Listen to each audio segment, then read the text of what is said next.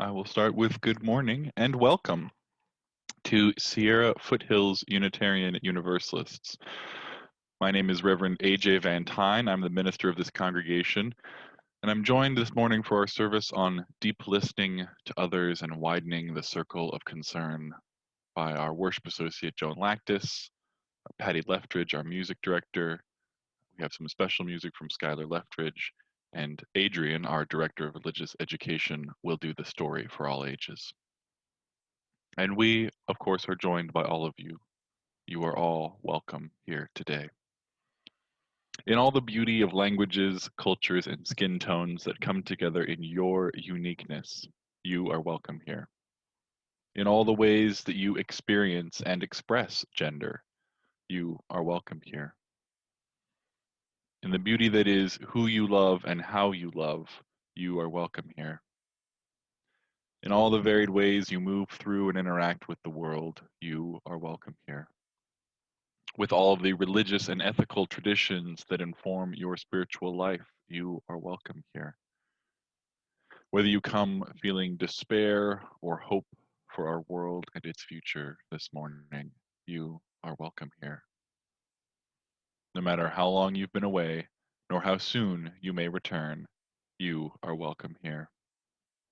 You are invited to join us with an open mind, a loving heart, and willing hands.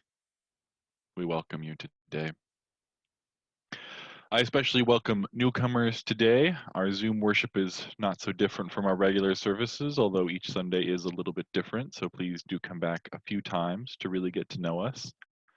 Now, slow down, breathe in peace, breathe out love, as we begin our service with our chalice lighting. We light our chalice with these words from Burundian UU minister Fulgence Nagajamana. When strangers meet, endless possibilities emerge. New experiences, new ways of understanding, new ways of taking action. When strangers meet, each pays special attention to the other. Each is called to serve something larger than the self.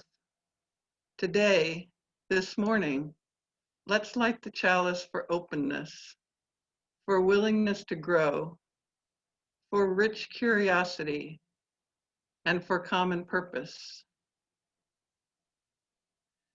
And now please join our music director, Patty Leftridge, as she leads us in hymn number 298, Wake Now My Senses.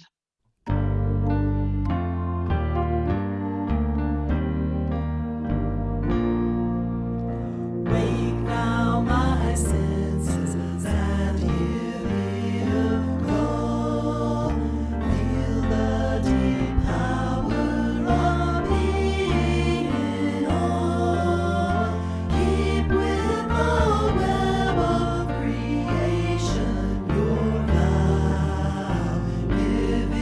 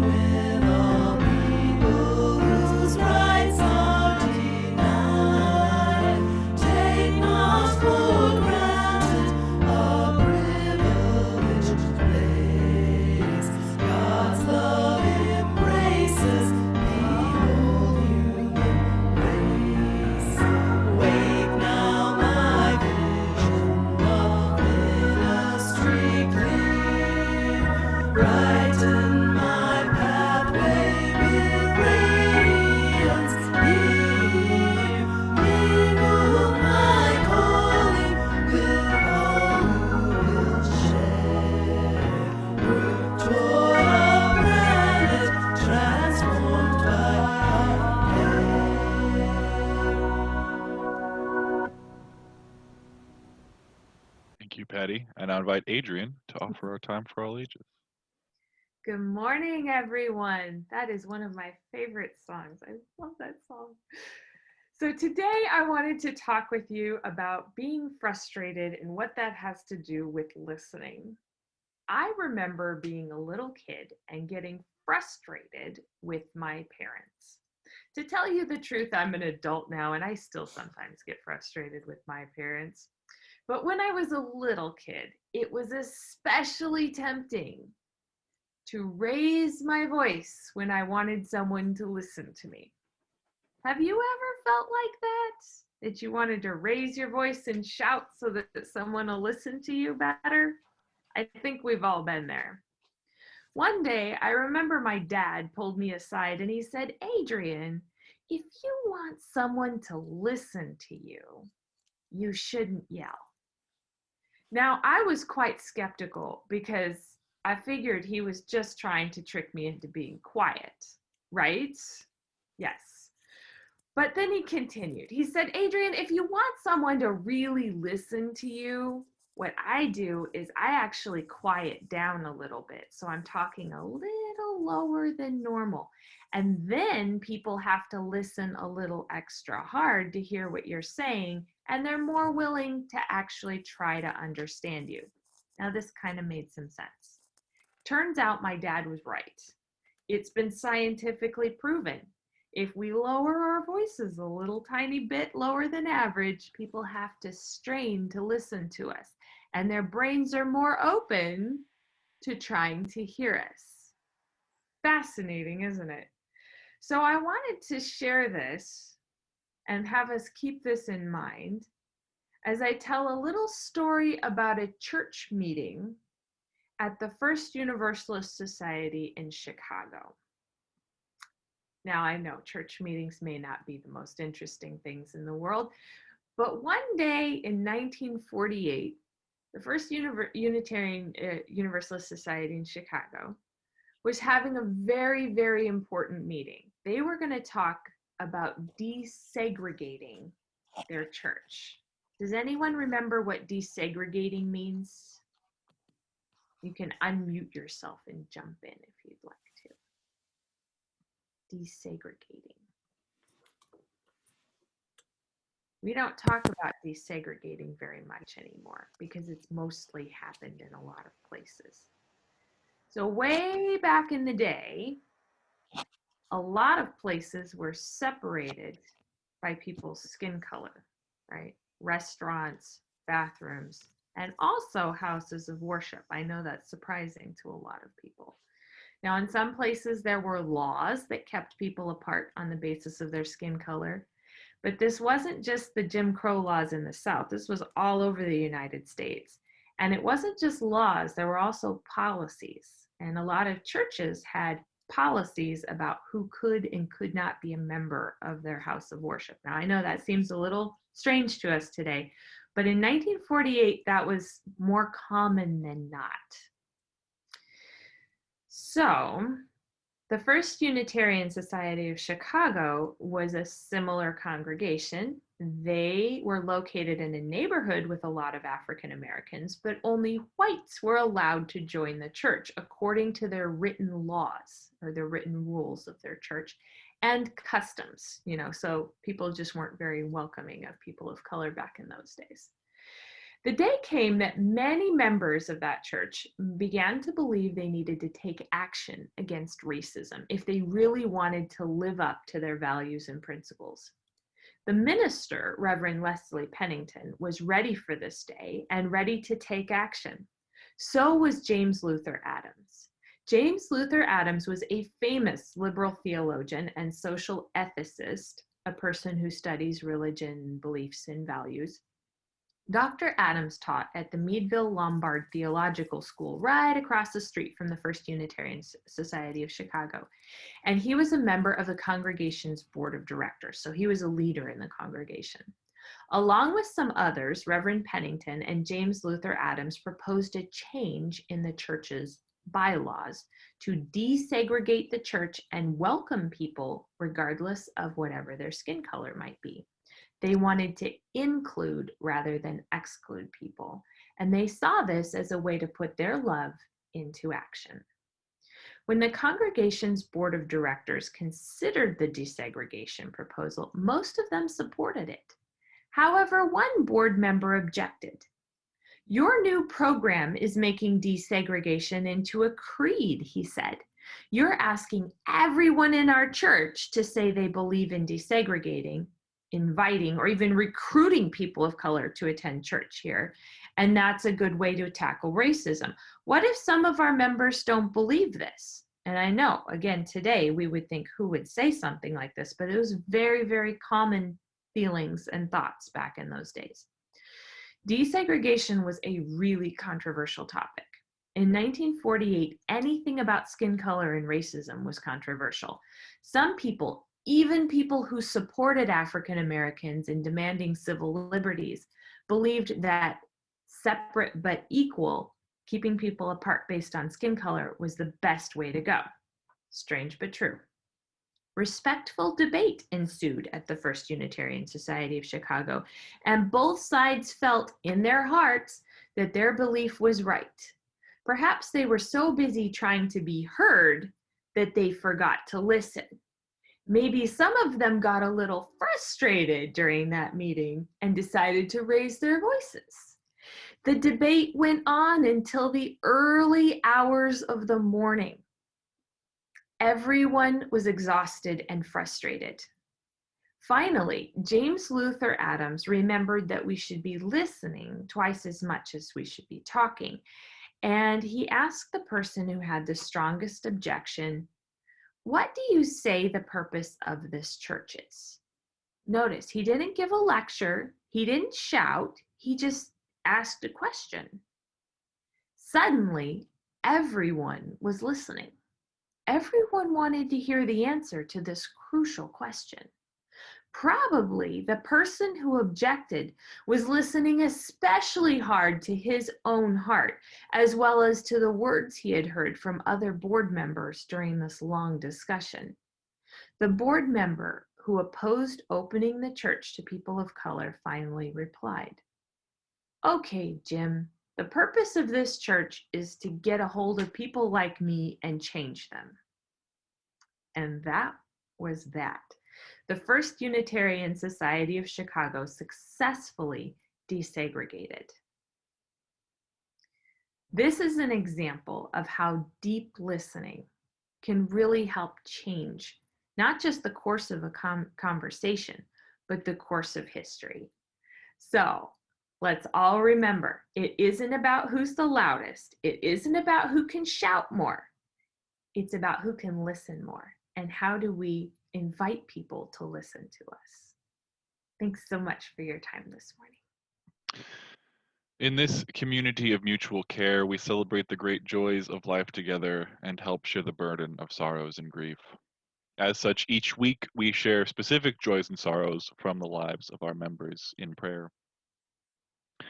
If you have a joy or sorrow you'd like shared on Sunday, you can email joysandsorrows@mysfuu.org at any time with what you would like shared in the service. If you have something now that you did not email but would like to share now, you can certainly type it into the chat bar now for others to read. We simply have one joy shared this week from Vicky Jungers. She shares her joy of having a family Zoom yesterday to celebrate her father's 90th birthday, and all the grandchildren were able to attend, even from Spain. Holding this joy and any that may be in the chat, and certainly all the joys and sorrows, the trials and tribulations and triumphs of our lives that we carry with us in the silent sanctuaries of our hearts. I invite you now into a time of meditation, reflection, and prayer. Great mystery which grounds us and surrounds us, divine presence known by many names and in many ways. Hold in our hearts gratitude and compassion for teachers, students, and parents, continuing to navigate an ever-changing world of virtual, in-person, and hybrid realities, none of which we know are a perfect solution. We hold also gratitude for the electoral process and the opportunity to express our voice and influence our own governance. In the same breath, we hold sorrow and anger when that right is denied to some through means legal or otherwise. Spirit of life, Spirit of sustenance and grounding, we pray for rain and an end to the fire season across the whole Western United States. We pray for a vaccine and an end to this horrible pandemic. We pray for leadership that cares for every living person. And we pray for the power of deep listening to transform ourselves. And with that fervent wish, I offer a prayer for the listeners from the Reverend Joe M. Cherry. When my ears are full of the worries, the concerns, the pains of others, grant me permission for silence. When my arms and shoulders and back ache from the burdens of others, grant me permission to set them down. Guide me to another, to a friend, perhaps to talk with, not for once to be talked at. And may I not be a burden to them as I pour out my pain, my weariness, my exhaustion, but a space of mutual care. My listener, friend, may you always know, no matter how tired I am, you can turn to me too. Amen. Blessed be. I invite you to continue now in the spirit of reflection, meditation, prayer, and compassion as we hear hymn 1031, Filled with Loving Kindness.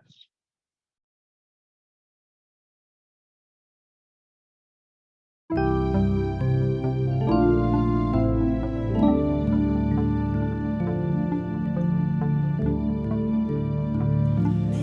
I be filled with loving kindness. May I be well. May I be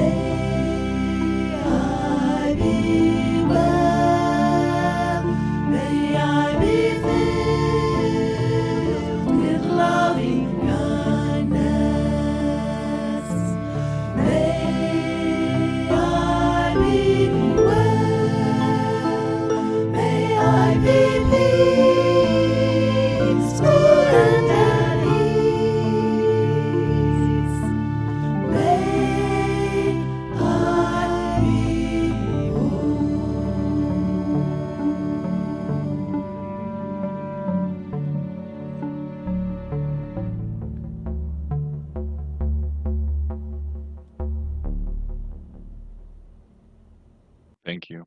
Now invite Joan to offer her reflection.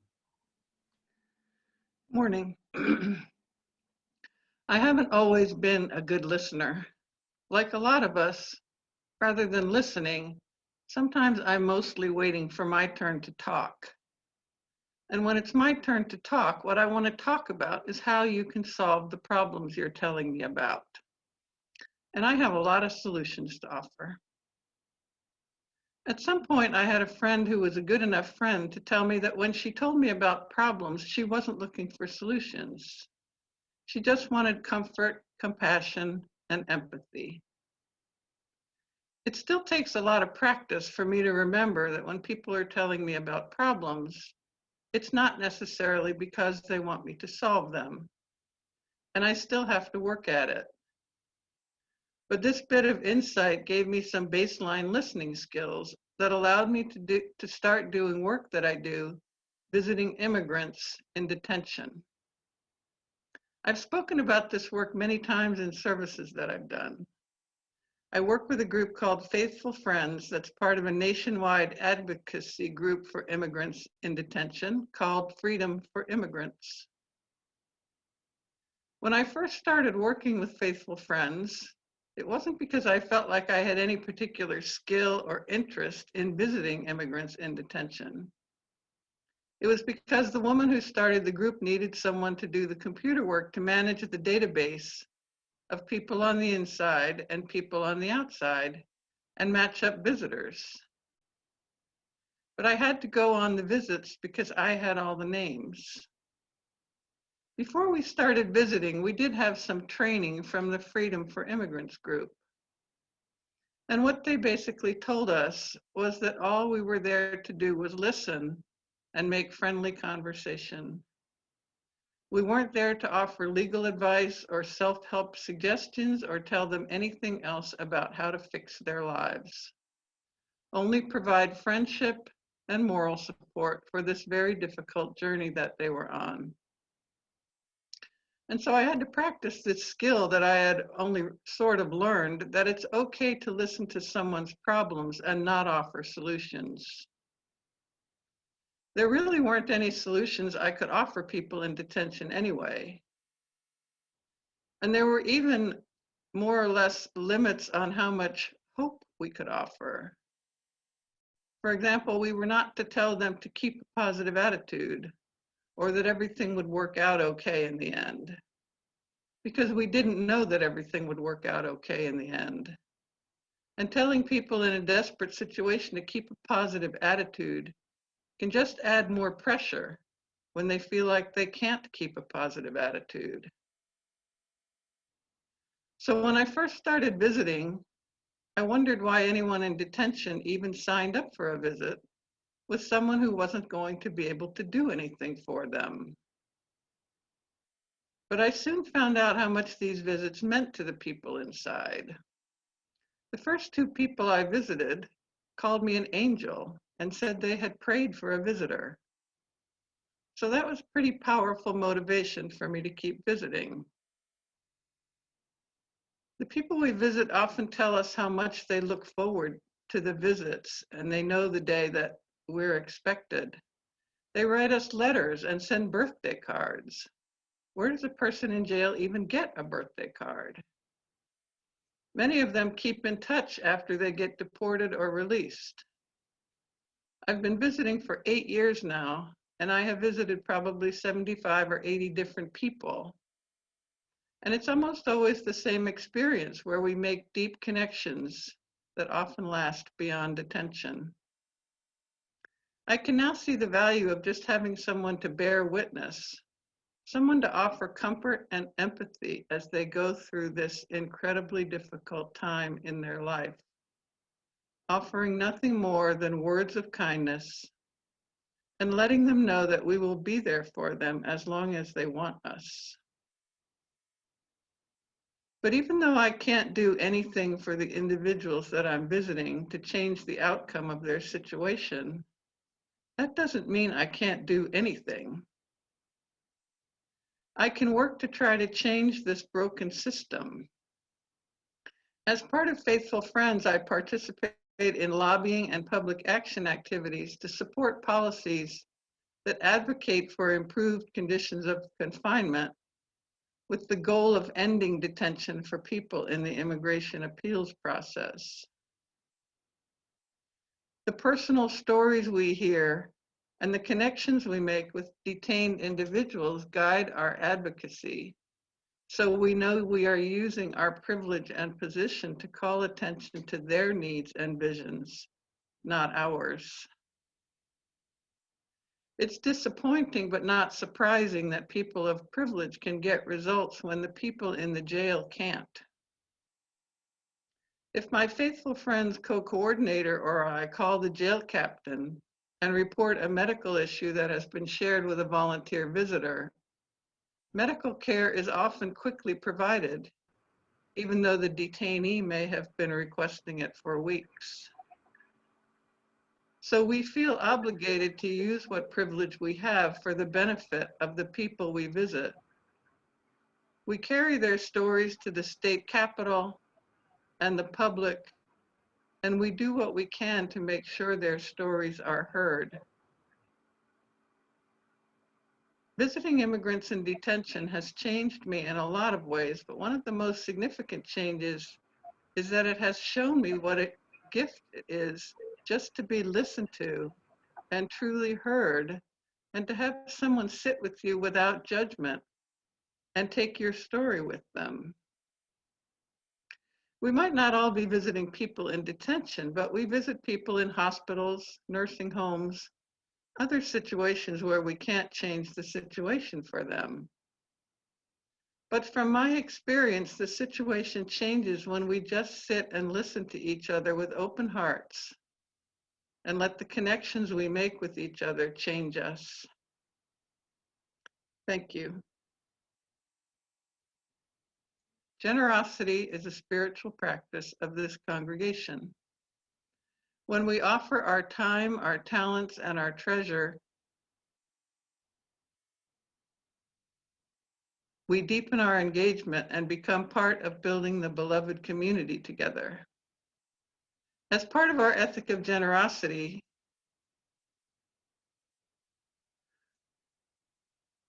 we also split our collection plate with a local community organization aligned with our values. This month, the Share the Plate recipient is the Auburn Interfaith Food Closet, which provides nutritious food to individuals and families in the Auburn area who do not have sufficient resources to purchase it themselves. To support AIFC and SFUU today, you can follow the link in the chat or navigate to our website, mysfuu.org, and click Give to SFUU.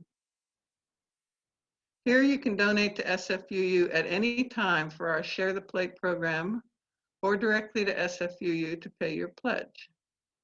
You can also download the app Give Plus Mobile, where all you have to do is create an account, put in our zip code, and select SFUU to give.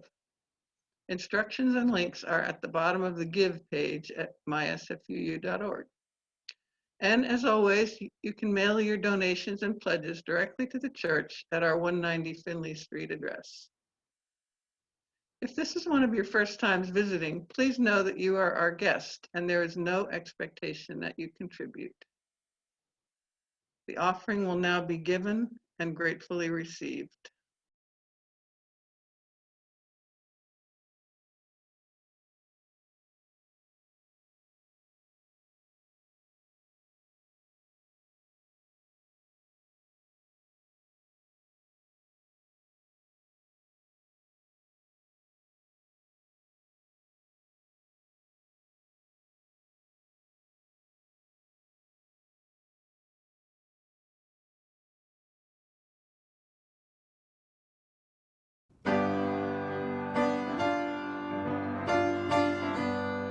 I am a lonesome hobo without family or friends. Where another man's life might begin, that's exactly where mine ends. I've tried my hand at bribery,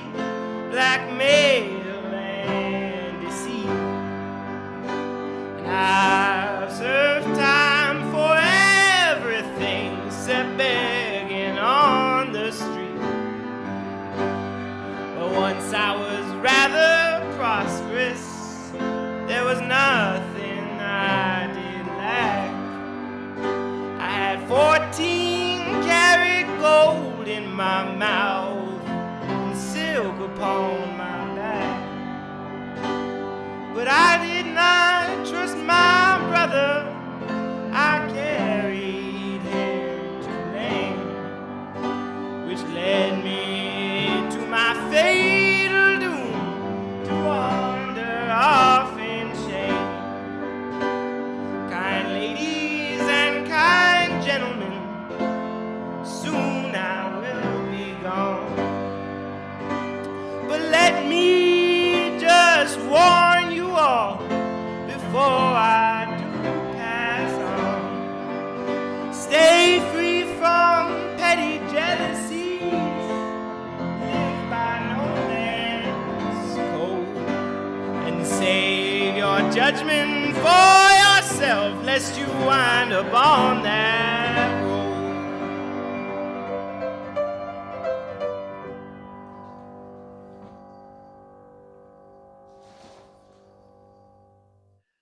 Our reading is titled, When Is It About Race? It is from the book, So You Want to Talk About Race by Ijoma Oluo. Is it really about race? The first of 3 basic rules to answer this question. It is about race if the person of color thinks it's about race. This may sound at first like I'm asking you to just take every person of color's word for it, as if they're infallible and incapable of lying or misinterpreting a situation. But the truth is, whether or not someone is fallible is beside the point. We are, each and every one of us, a collection of our lived experiences. Our lived experiences shape us, how we interact with the world, and how we live in the world. And our experiences are valid. Because we do not experience the world with only part of ourselves, we cannot leave our racial identity at the door. And so if a person of color says that something is about race, it is. Because regardless of the details, regardless of whether or not you can connect the dots from the outside, their racial identity is a part of them and it is interacting with the situation. Note, if you are a white person in this situation, do not think that just because you may not be aware of your racial identity at that time, that you did not bring race to your experience of the situation as well. We are all products of a racialized society, and it affects everything we bring to our interactions. Something can be about race, and that doesn't mean it is only about race. When I talk about being followed in a store by a white clerk, it is about race. Because regardless of the clerk's intention, I'm bringing with me my entire history of a Black woman who is routinely followed around by staff or security when I shop in stores. This clerk herself may not be thinking of my race at all when she's following me. She may just be an overeager trainee. Or maybe she suspects everyone of stealing and follows all customers regardless of race. But she, for her possibly innocent intentions, is also bringing her white identity into the interaction as someone who is not regularly followed by store personnel, and therefore would be unaware of the impact it would have on me to, once again, be followed around a store by a white clerk. She too is making it about race, whether she knows it or not. But while this issue is about race and the racial aspects should be addressed, it is also about training, as aggressively following customers of any race is bad business. It can be about all of these things, and it is. It's about race if a person of color says it is. This can be a hard thing for white people to hear, especially sometimes those of us in Unitarian Universalism, which is a tradition that has deep roots upholding the use of reason and science, the impartial truths revealed by empirical and unbiased observation. And so even those of us committed to anti-racism may hear a statement like, it's about race if a person of color says it is, and think, well, that feels a little bit too subjective to really be true or useful. Surely there is some other metric we can use. But as Oluo explains, she doesn't mean take every person of color's word for it, as if they are infallible and incapable of lying or misinterpreting a situation. Rather, part of what I hear her saying is this: that the place to begin is not some airtight theory or scientific model, some view from 10,000 feet above, but the place to start is listening to the lived experiences of people of color, or people of any identity-based oppression.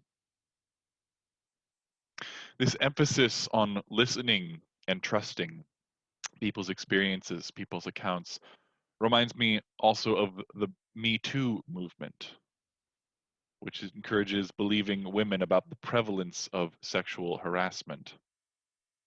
And it doesn't mean that we throw away due process, but it does mean that we check our learned initial responses of questioning, critiquing, plugging our ears, dismissing, whenever women ask men to remove the boot from their neck and acknowledge the prevalence of sexual harassment. Because that's one of the biggest barriers to social change and progress, right? The problem is the people in privileged or mainstream positions of power actually listening. The problem isn't that oppressed people haven't spoken up enough. The problem is that that those in the center of society, those with institutionalized privilege and power, are trained by the very systems that they are born into and raised in to ignore, silence, question, and undermine critiques of those systems like patriarchy, white supremacy culture, and so on. Our initial response, often a learned response, is to plug up one's ears. And so the history of social change in our country, and perhaps all countries, isn't the story that we sometimes hear in social studies class of an oppressed group finally saying they've had enough and finding their voice to ask for rights and then having it be granted to them, perhaps after some respectful, if vigorous, debate. Rather, the real history of social change is that the voices speaking out against their oppression are constant. And only sometimes does it break through to the eyes and ears of the greater privileged population. Does it get attention of the media, and then that voice is actually able to gain traction and apply pressure to elected officials and achieve systemic change. So take the movement for Black Lives, for instance. You may have noticed that they gained a lot of traction over this summer and had a much broader spread of support than before. The movement for Black Lives began in 2013 in response to the acquittal of George Zimmerman in the Trayvon Martin case with the hashtag Black Lives Matter. Simple statement. In 2014, Mike Brown was murdered by police in Ferguson, and at that point the hashtag really went viral. Although protests still remained primarily local, and some also going viral was the response, well, all lives matter. And that was a conversation, a back and forth that happened in many Unitarian Universalist congregations as well. And so the movement for Black Lives didn't necessarily reach a huge intersection of the US population at that point. But in 2020, with the murder of George Floyd by police, things seem to have shifted or cracked open a little bit more because many white people, many white moderates, finally were able to see, were able to hear what has been happening to Black people in this country for decades and for generations.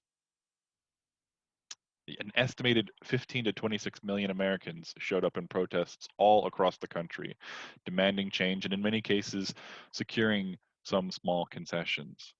And comparing the wave in 20 of Black Lives Matter conversations in 2014 to what we've experienced in 2020, just in Unitarian Universalist congregations, back in 2014, I noticed, and many of my colleagues noticed, there was a lot more of Black Lives Matter, oh, but we need to say all lives matter, or a concern that, well, if we put up a Black Lives Matter sign or we make this big statement, then we're suddenly saying that's a creed for everyone, just as the dissenter said at the second or first Unitarian Society of Chicago in the Story for All Ages. They said, well, of course we believe Black Lives Matter, but if you say that or put that out publicly, then that's making a creed that you're saying everybody believes this.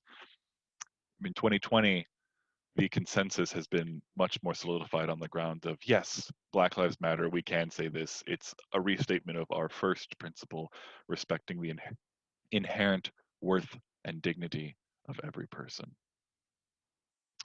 So the story isn't that Black folks finally started speaking up more in 2020 than they had in 2014 or before. They've been telling their stories consistently since 2012 and, of course, for decades and years before. The actual story here is that white Americans in large enough numbers finally started listening, if only for a moment. And so a similar history can be traced with the Me Too movement and the recent trends in feminism. So that hashtag used to show how many women have dealt with some form of sexual assault or harassment. That hashtag was actually drafted, invented in 2016 by Tarana Burke, a Black woman. But it didn't break into the mainstream until 2017, following the high-profile allegations against Hollywood producer Harvey Weinstein, and critically, the action of a celebrity on Twitter who posted the hashtag and encouraged others to share it, making it very popularized. So again, even before the internet age, women have been speaking up and trying to raise awareness about the epidemic of violence and harassment against women, just as Black folks have been speaking up about the epidemic of police murders and vigilante lynchings for generations. What it takes to achieve progress and change is people listening, enough people listening. And not just listening, but really hearing and making changes, incorporating what is heard into your life, into your soul, into your mind, and not giving up on the conversation when it gets too tough, too uncomfortable, or too boring, as the 24-hour news cycle may deem it, or too personal. As many SFUUers are learning this month and next, or being reminded of, perhaps, in our covenant groups and small group ministry, listening is neither simple nor easy, and there isn't only one kind of listening. And as Joan shared in her reflection, one of the most critical components of deep listening is refraining from trying to respond, to critique, and most importantly, to refrain from fixing. Joan did a wonderful job of connecting this practice of deep listening to social justice efforts. Joan pointed out that what people need in such a dire situation like deportation isn't some words of hope or some supposed solution coming in from on high or from outside. They don't need some privileged person coming in and telling them, oh, it'll all be okay. Because in most cases, virtually all cases, it won't be. But what people do need, what we all need, is real listening, compassion, and human connection, basic human connection. Joan learned that what she can do to help in a larger sense is to translate that relationship that she has with the people in detention into her work to protest, to lobby, to advocate for more humane immigration laws and other reforms. Her experience, the stories she tells of visiting people facing their own deportation, reminds me of the James Baldwin quote: "Not everything that is faced can be changed, but nothing can be changed until it is faced." When we fail to listen deeply, we fail to truly face the suffering that another may be experiencing. And we're also failing that other person by not allowing a space for them to express their experience, to face their experience, by not allowing them the human decency of being heard truly. When we do listen deeply, we face the problems of the world without trying to immediately resolve them or push them away from our minds. And we allow the other person, the person speaking, to face their despair and suffering fully and have their experience affirmed. This is an integral part of healing and enduring suffering, and anything less can amount to gaslighting, making them question or doubt their own experience or its validity. The truth is, we each have things that we see very clearly because of our identities and our experiences. We all have blind spots, things we might not notice or realize that are problems unless someone points it out to us. Which is why it's so important to not plug up our ears when people do point out racism, sexism, and other oppressions, no matter how difficult or uncomfortable the truth that they are pointing to may be. Luckily, we don't have to be passive about this. We don't just have to wait for somebody to tell us about oppression in society. We can be intentional about the media, the news, even the entertainment that we consume. Think about it. Where do you get your news and entertainment? Where do you go for your analysis of the news of the day? Is it a particular network or TV show or Facebook, or their particular pages that you follow, particular voices that you listen to? And as you consider those, I ask the question, are there Black or trans, Indigenous, disabled, poor voices in those sources? Voices that don't sound or look or move in the world the way that you do? If the answer to any part of that question is no, there is no shame in this. This is part of how marginalization and oppression operates. The media and the other mainstream establishment institutions push out voices that otherwise might critique the status quo too much if given a platform. So it can be a revolutionary act to seek out these voices and truly listen to them. That is one of the reasons that your Board of Trustees is engaging with the Widening the Circle of Concern report, which is the final report of the UU Association's Commission on Institutional Change. Now, if you don't know what that is, I've preached about it a couple times recently. I recommend you to the service recordings we have online on our website. May 14th with a UU retrospective on the past 10 years, and June 14th service, What Love Looks Like in Public, really dived into a lot of the content of this report. The short version for now is that every decade and generation or so, Black voices in Unitarian Universalism point out the ways that white supremacy culture manifests in our religion, in our churches, in our institutions. And usually there's some big report, there's a big hubbub, and there's some good words said. There's an attempt to fix the problem and make it go away quickly, and it doesn't actually do much to address the underlying problems, and interest fades, and nothing changes. And we find ourselves in the same position again and again. So in that context, the Widening the Circle of Concern report is the most recent iteration of that conversation. And Unitarian Universalists across the country are trying to listen, to actually change and reform, so that we can fully live out the anti-racist promises that we make, that we have a chance to break the pattern, that we may not get this chance again.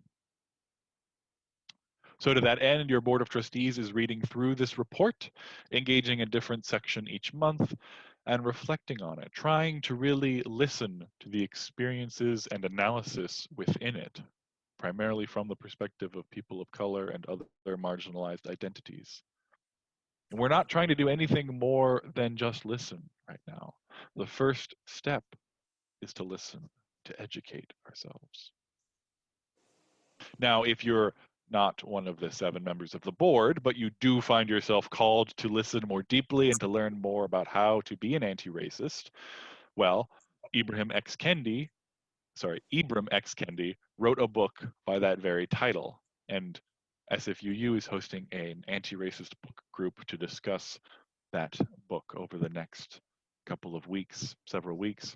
And the first gathering of that group will be this Tuesday, October 20th at 7 p.m. We will engage the book and listen to what this particular Black voice has to say for collective liberation and anti-racism.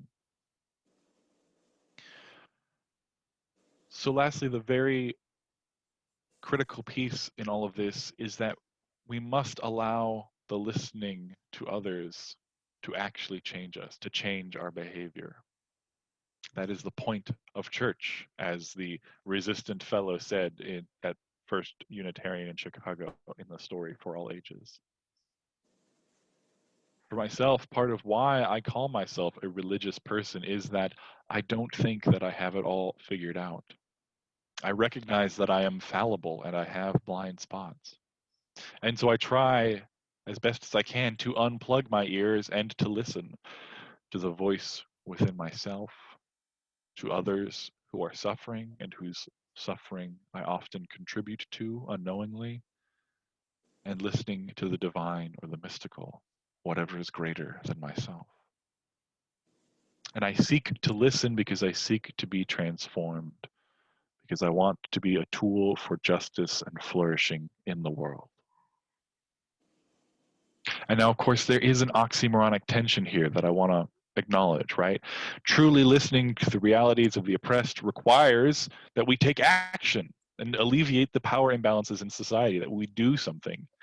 And yet we do a disservice and actually play into that white supremacy culture and that patriarchy culture, what that wants us to do when we rush into take action before we take time to really listen to what's needed or really take time to build a relationship.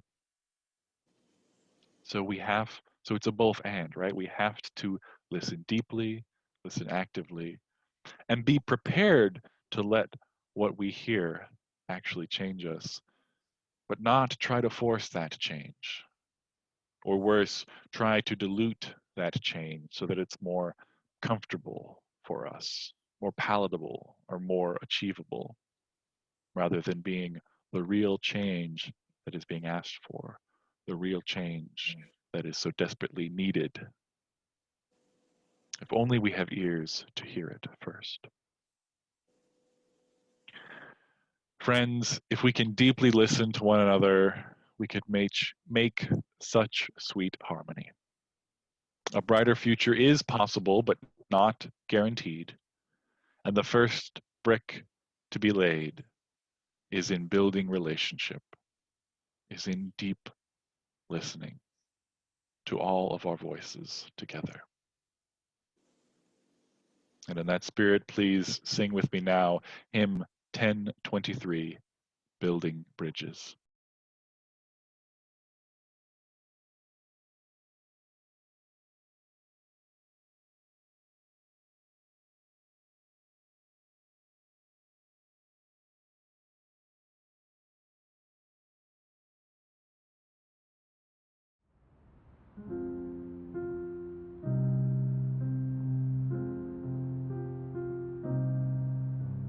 Building bridges between our divisions, I reach out to you. Will you reach out to me?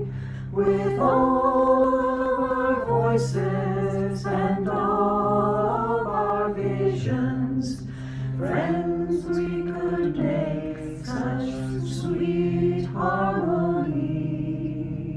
Building bridges between our divisions, I reach out to bridges, reach out to visions.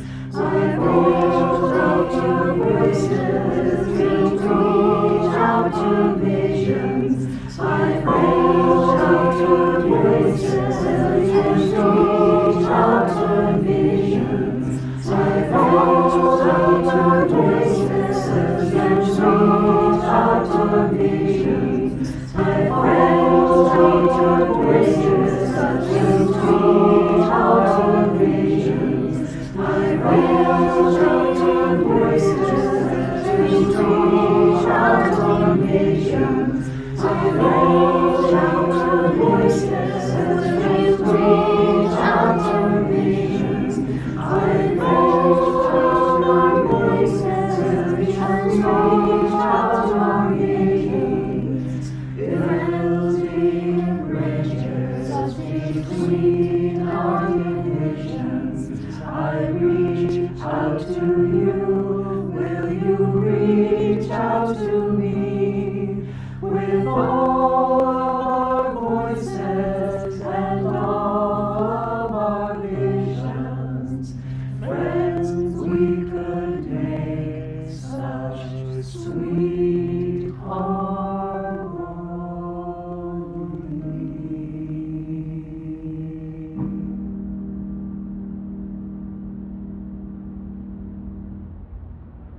Thank you so much for that beautiful music, everyone. In benediction, I offer these words from Reverend Scott Taylor. As we leave this space and this time, may the bonds that we feel remain. May the words of this day continue to guide and steady us as we make our way. May the silence we held for each other keep us tethered to that place of calm, to that opening in our hearts that allows the grace of the world to continually flow in and speak. Please join me in extinguishing your chalices at home if you have them. As we go forth, may we carry the flame of peace and love until we meet again. Blessed be.